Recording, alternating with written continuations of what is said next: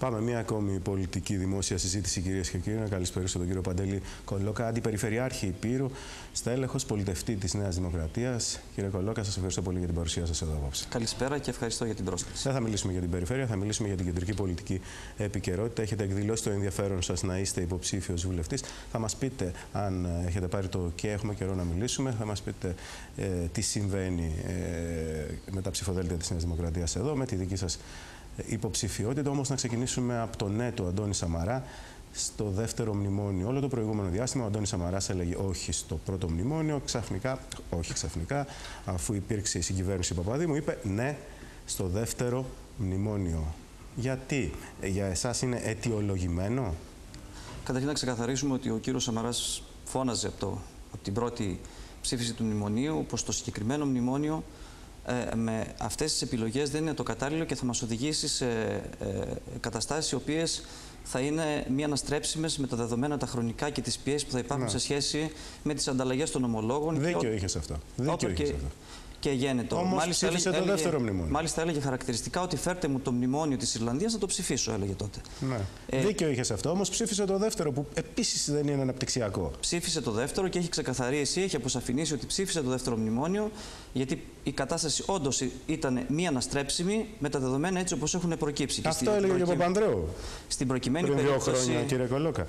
Ο Παπανδρέου δεν έλεγε. Ότι ήταν αναπόφευκτο, ήταν μια αναγκαιότητα το μνημόνιο. Ναι.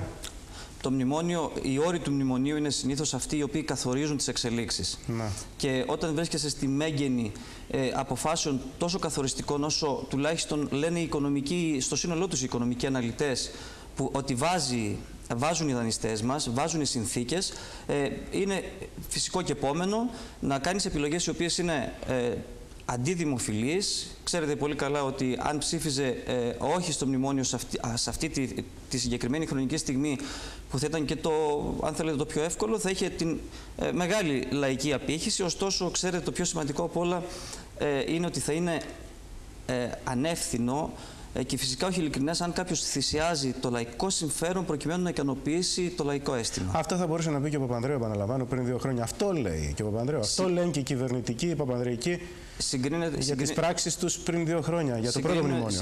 Συγκρίνουμε εντελώς ανομία πράγματα. Ναι, γιατί? Ασφαλώς, γιατί στην προκειμένη περίπτωση στο πρώτο μνημόνιο υπήρχαν περιθώρια διαφορετικής αντιμετώπισης των πραγμάτων. Υπήρχαν, μα το λένε όλοι, βγαίνουν συνεχώς στο φως στη δημοσιότητα, αποκαλύπτονται γεγονότα και καταστάσεις που δείχναν πως όχι μόνο υπήρχαν τα περιθώρια, αλλά σε πολλές περιπτώσεις υπήρχε και σκοπιμότητα ώστε όσο γίνεται να περιέρχεται σε δυσμενέστερη κατάσταση η χώρα. Για τα στοιχεία της Ελστάτ. Και όχι μόνο. Τα στοιχεία της Ελστάτ είναι σημερινά.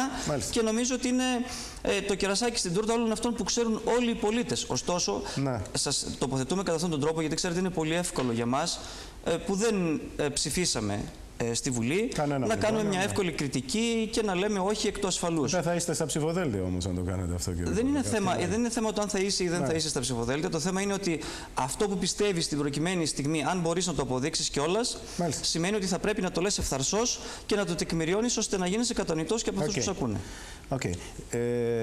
Για αυτούς που είπαν όχι στο δεύτερο μνημόνιο ήταν 22. Τι λέτε? Αυτοί που είπαν όχι, βέβαια από αυτούς 5 επέστρεψαν ξανά στη Νέα Δημοκρατία δια της πλαγίας οδού, ψηφίζοντας εφαρμοστικούς νόμους. Τι λέτε για αυτούς καταρχάς που ψήφισαν όχι? Έτσι κρίνανε οι συγκεκριμένοι εκπρόσωποι των περιοχών τους στο Κοινοβούλιο, έτσι αποφασίσαν. Ωστόσο, στην πορεία τα πράγματα δείχνουν μια διαφορετικότητα, γιατί θα πρέπει να λάβουμε σοβαρά υπόψη ότι βλέπετε ότι τις τελευταίες μέρες έχουν αλλάξει άρδιν κάποια πράγματα, τουλάχιστον σε ό,τι αφορά την κατάσταση της χώρας. Αυτό που μένει και το σημαντικότερο είναι να αλλάξουν τα πράγματα στην κατάσταση των πολιτών και της κοινωνίας, που είναι το βασικό ζητούμενο και το οποίο έχει έρθει σε δεύτερη μοίρα όλα αυτά τα 2,5-3 χρόνια που βρίσκεται σε αυτή την τρομακτική περιδίνηση η χώρα και οι πολίτες, και θα πρέπει εν πάση περιπτώσει να ξεκινήσει μέσω συγκεκριμένων πυλώνων τους οποίους θέλουμε να υπηρετήσουμε και να στηρίξουμε και εμείς ως νέοι υποψήφοι, ώστε πραγματικά να βελτιωθούν οι συνθήκες για τους πολίτες και όχι μόνο συνολικά για την εικόνα της χώρας. Για τους 5 που είπαν αρχικά όχι και στους εφαρμοστικούς ναι, τι λέτε κύριε Κολόγα? Την ίδια άποψη έχω. Έτσι κρίνανε και σαφώς κρίνονται και θα κριθούν και από τους πολίτες και από τα όργανα της παράταξης στην οποία βρισκόμαστε. Οι ανεξάρτητοι Έλληνες του Καμένου καταμετρώνται από δημοσκοπήσεις στο 4%. Έχει τύχει αυτό το κόμμα, εκτιμάτε, κύριε Κολόγα? Είναι φυσικό και επόμενο μια καινούρια πρόταση, η οποία πολλές φορές αγγίζει και το λαϊκό αίσθημα, πραγματικά να χαίρει μεγάλης απήχησης. Ναι. Το ζητούμενο είναι ότι το επόμενο χρονικό διάστημα, οι επόμενοι μήνες και ο επόμενος χρόνος είναι τόσο καθοριστικός για το μέλλον όλων μας, που πια δεν σηκώνει άλλες, αν θέλετε, ελαφρές προσεγγίσεις. Ελαφριά προσέγγιση είναι η προσέγγιση Καμένου. Ελαφριά προσέγγιση σε ό,τι αφορά το να μπορείς να αγγίξεις, επαναλαμβάνω, το λαϊκό αίσθημα, μπορούμε πολύ εύκολα να το κάνουμε όλοι μας. Το δύσκολο είναι το άλλο, το πώς μπορείς να προτείνεις συγκεκριμένες λύσεις εφαρμόσιμες που μπορούν να φέρουν αποτελέσματα. Στην προκειμένη περίπτωση είναι λογικό το κόμμα του Πάνου Καμένου να έχει μια θετική ανταπόκριση στον κόσμο. Ίδια φαινόμενα έχουμε δει στο παρελθόν και με την πρώτη ανακοίνωση, αν θέλετε, της υποψηφιότητας του κυρίου Τσίπρα, και σε άλλες περιπτώσεις όπου πραγματικά, αν θέλετε, και η νέα κυβέρνηση Παπαδήμου όταν πρωτοσυστάθηκε, είδατε ότι είχε πολύ μεγάλη ανταπόκριση. Δεν θα μπει στη Βουλή ο Καμένος? Οι ανεξάρτητοι Έλληνες δεν θα μπουν στη Βουλή? Όλα εξαρτώνται από το πόσο θα γίνουν κατανοητές οι προτάσεις, τουλάχιστον που έχουν κατατεθεί από το επιτελείο της Νέας Δημοκρατίας και που είχα αν θέλετε, την δυνατότητα να τις μελετήσω. Αν αυτές οι προτάσεις γίνουν κατανοητές, γιατί πραγματικά δείχνουν ότι υπάρχει μια δυνατότητα διεξόδου, μια δυνατότητα αποβάλτωσης, στηριζόμενες σε αυτό που τελευταία επιζητούσε επίπονα ο κύριος Σαμαράς, ώστε αφενός να διαπραγματευτούν να διαπραγματευτούμε τους όρους του δανεισμού και ταυτόχρονα να καταστήσουμε σαφές ότι είναι ιδιαίτερη ανάγκη, είναι απόλυτη ανάγκη να υπάρξει ανάπτυξη σε αυτόν τον τόπο. Δίχως ανάπτυξη δεν μπορεί να γίνει. Δεν έχετε άδικο. Και μπορώ να εξηγήσω και με ποιο τρόπο μπορεί να συμβεί αυτό. Δεν έχουμε το χρόνο σε αυτή τη φάση. Θα έχετε όμως το χρόνο εδώ στο Ιωάννα TV να εξηγήσετε όλα αυτά. Έχετε πει εδώ στο Ιωάννα TV πρώτα ότι σας ενδιαφέρει να είστε υποψήφιος βουλευτής ξανά στις ερχόμενες εκλογές. Έχουμε κάτι νεότερο. Οι πληροφορίες λένε ότι κατά πάσα πιθανότητα θα είστε υποψήφιος. Έχουμε κάτι νεότερο όμως να πούμε στους τηλεθεατές? Προσωπικά σας λέω ότι θα ανακοινώσω την υποψηφιότητά μου εφόσον ανακοινωθούν οι εκλογές. Να ξέρουμε ότι θα έχουμε εκλογές επίσημα, να ξέρουμε την ημερομηνία των εκλογών. Ωστότε σας καταθέτω ότι θεωρώ χρέος, όχι μόνο δικό μου, αλλά της γενιάς μου, που βρισκόμαστε στα πράγματα, που αν θέλετε ασκούμε ο καθένας από το δικό του μετερίζει, είτε εξουσία, είτε πολιτευόμαστε μέσα από όποιο βήμα μας δίνεται στον καθένα από εμάς η δυνατότητα. Έχουμε χρέος στους συμπολίτες μας να είμαστε στην πρώτη γραμμή του πυρός των προβλημάτων.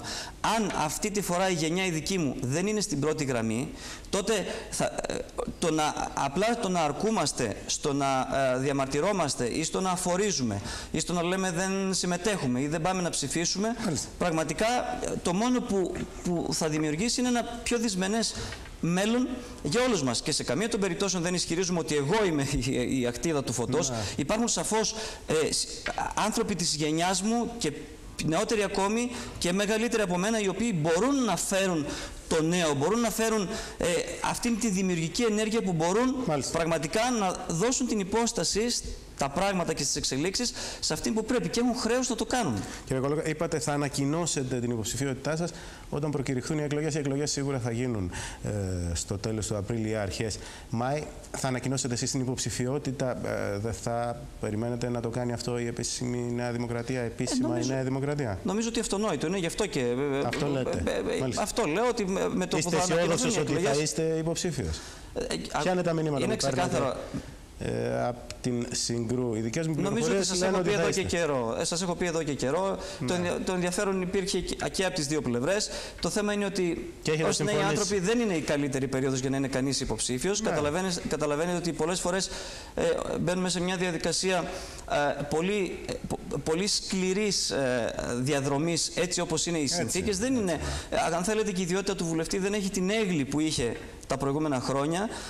Ωστόσο, ειλικρινά πιστεύω ότι έχουμε χρέος όλοι μας, και επαναλαμβάνω, δεν το προσωποποιώ στον εαυτό μου. Υπάρχουν και καλύτεροι από μένα που πρέπει να είναι στην πρώτη γραμμή του πυρός. Μάλιστα. Μου λέτε με άλλα λόγια ότι έχετε συμφωνήσει με τη Συγκρού. Σας ευχαριστώ, κύριε Κολόκα. Και εγώ σας ευχαριστώ για την πρόσκληση. Προχωρώ, κυρίες και κύριοι, στο αμέσως